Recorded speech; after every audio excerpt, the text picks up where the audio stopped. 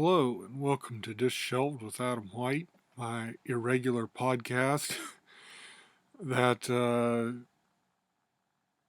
talks about various things, books and such.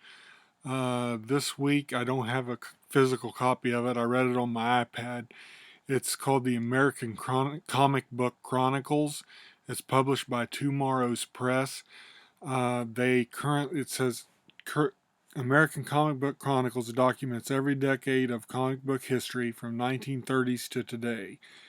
Each volume presents a year-by-year account of the comic book industry's most significant publications, most notable creators, and most powerful trends.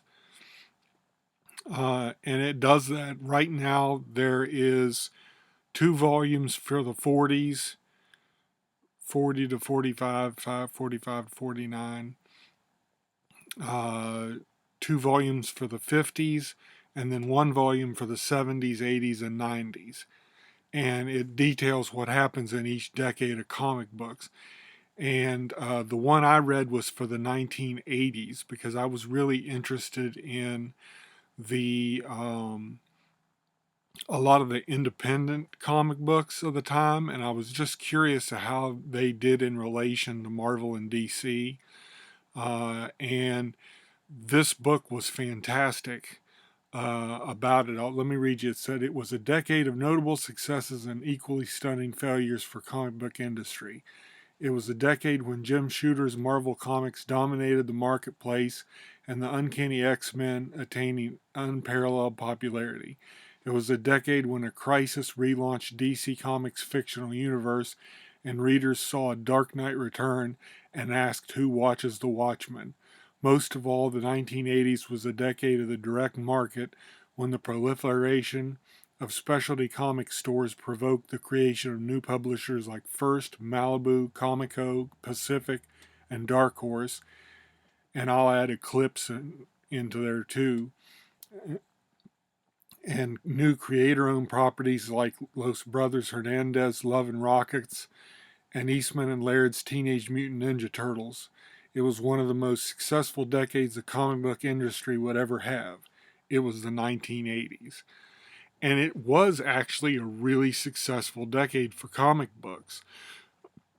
I personally came into reading comic books about 88, 89 in there initially. I mean, I'd probably read some when I was younger as a kid, but I really got serious about comic books about 88, 89, right in that range. So I was curious what happened in the decade up from that because I've got a lot of the stuff from there. And this book gives you sales figures and behind the scenes information and just all sorts of interesting stuff about what was going on.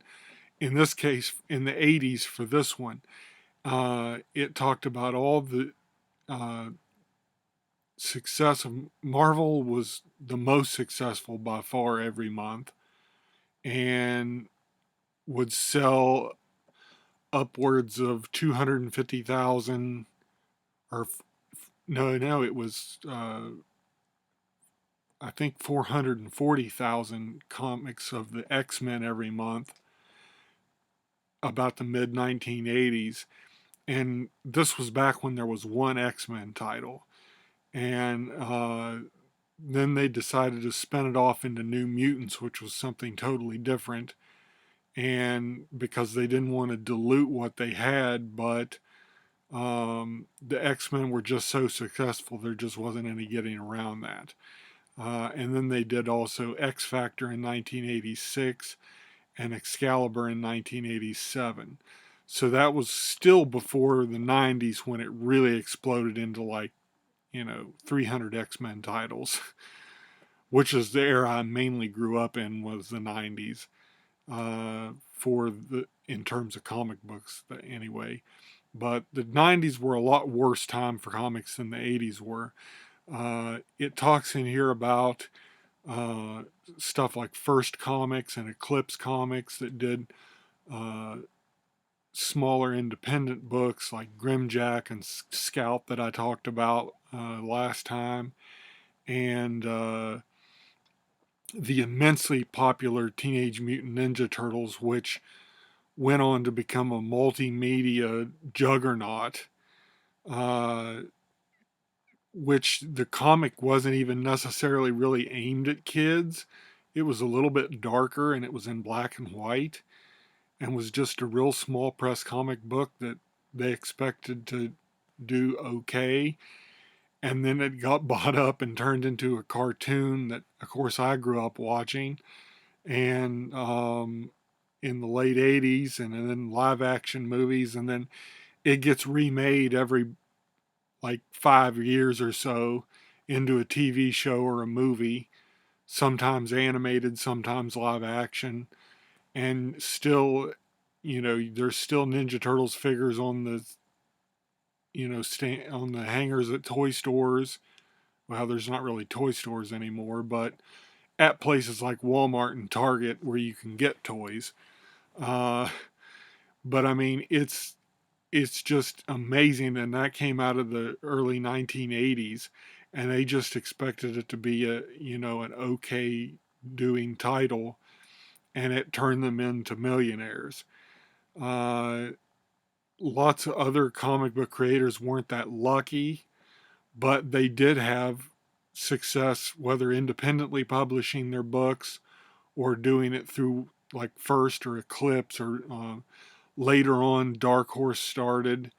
And I was surprised because I had always been familiar with Dark Horse, but they really only started right about the same time I did. And most of their stuff to begin with was licensed stuff like Predator and Aliens and stuff like that. But they've grown into a huge company too. But it was really interesting to read the sales figures of stuff. This, of course, was the decade of The Dark Knight Returns, which I'm kind of on the fence about whether I really like it or not. Sometimes I do, sometimes I don't. The Watchmen, which of course was incredible. Uh, the uh, My favorite Batman story, the Killing Joke, which kind of tells the origin and possibly of the Joker that Alan Moore and Brian Boland did. I really like that one, and of course the X Men rose to popularity and just, I mean, a ridiculously amount so. And now, of course, there's movies and cartoons and toys and stuff like that too. But this was before all that, when it was just a comic, and it was popular because it was a comic. And it was the start of comic book stores. There had not been before then really stores dedicated to comic books, and usually gaming and stuff like that too. But it served as giving the comics a direct market, because before this they just sold them on newsstands and at like pharmacies on spinner racks and stuff.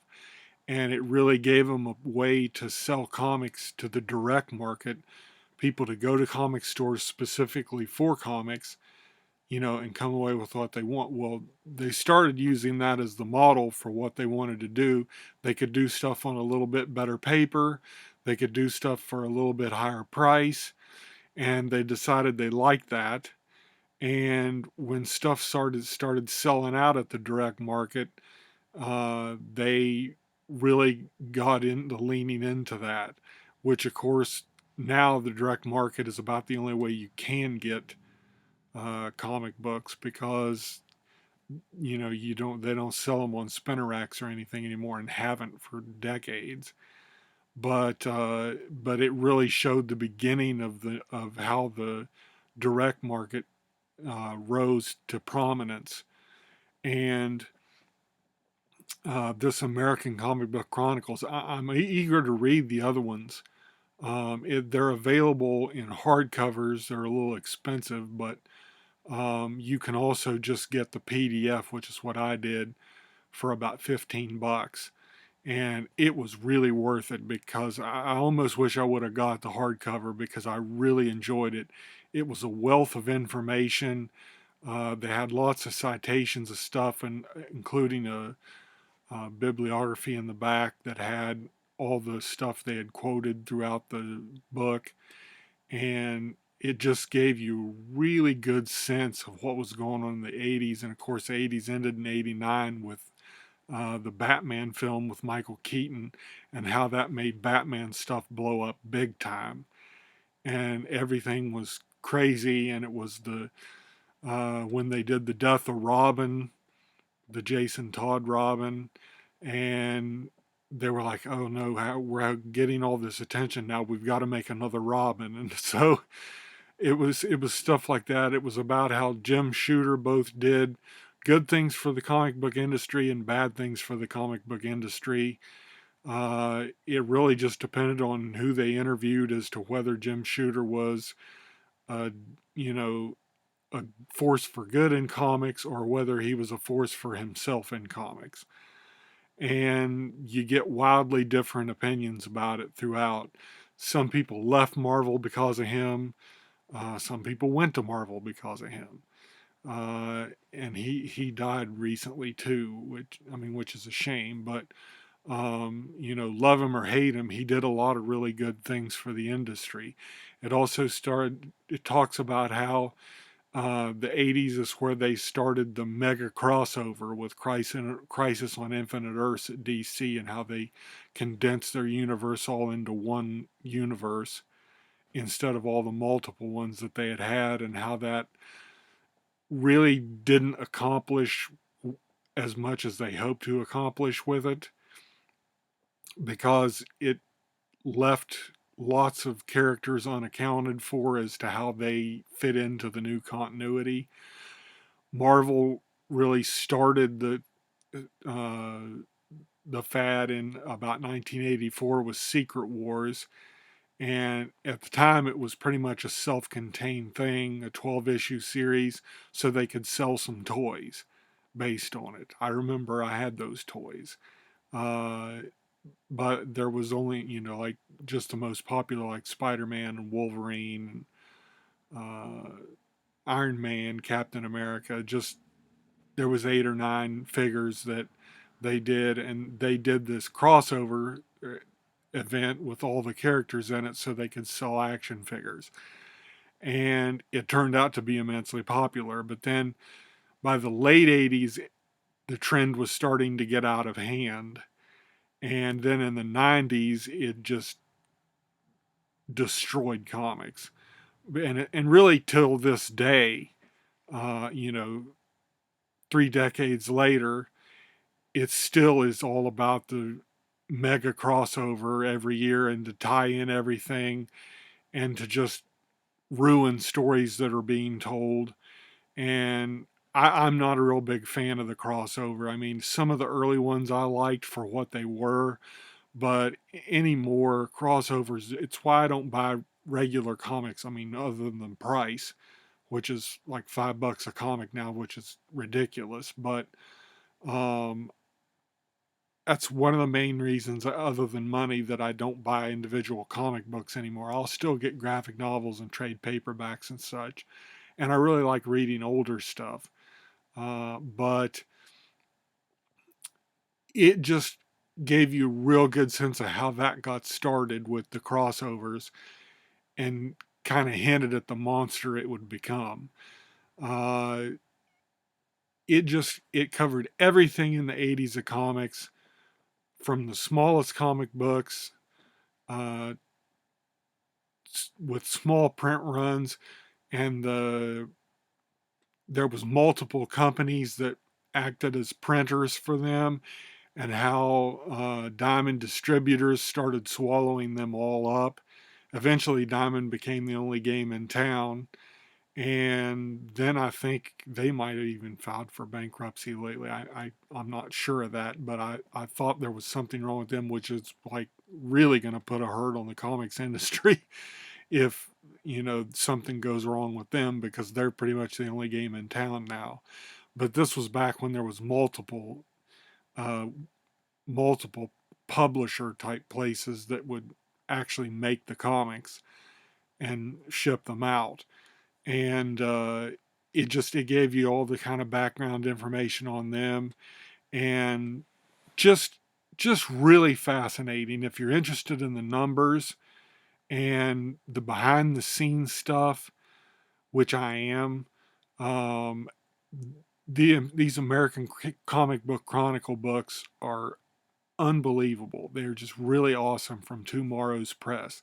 And like I said, I've gone on longer than I intended to, but uh, you can get 2 volumes of the 1940s, 2 volumes of the 1950s, and then there's 1 volume for the 70s, 80s, and 90s, each of those. And it covers like from 1980 to 1989, and then 90 to 99, and so forth, in the ones that are for the full decade, and then the early ones are like 1940 to 44 and 45 to 49 and so forth. But Tomorrow's Press, I'd highly recommend these. Like I said, the one I read was the 1980s, and I was really fascinated by it. It was a really fun read. And if you're interested at all in the history of comic books, this is a fantastic place to start because it's got lots of information. I really loved it. And Tomorrow's Press just does so many good things, so many good magazines and books. They really keep the history of comic books alive, and I really appreciate them for that. And so check it out. Check it out at Tomorrow's. Just search Tomorrows on Google, and you'll go right to their website.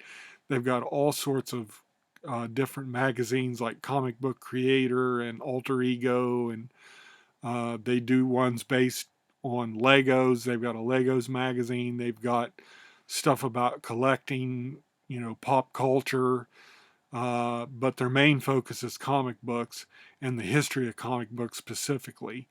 And Roy Thomas is one of their top people who has been in the industry since the early 70s. And just really a really fascinating book, and really interesting how popular comics were compared to today. Uh, because the 80s, I didn't think were that big of a boom time in comics, but it turns out they really were. So if you have any interest at all in a comic book history, check this book out.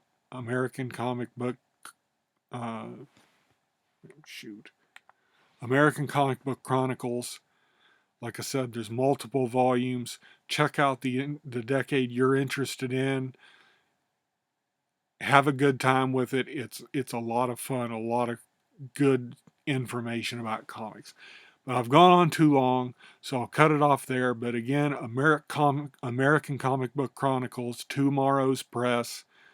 It was by multiple authors. So check it out.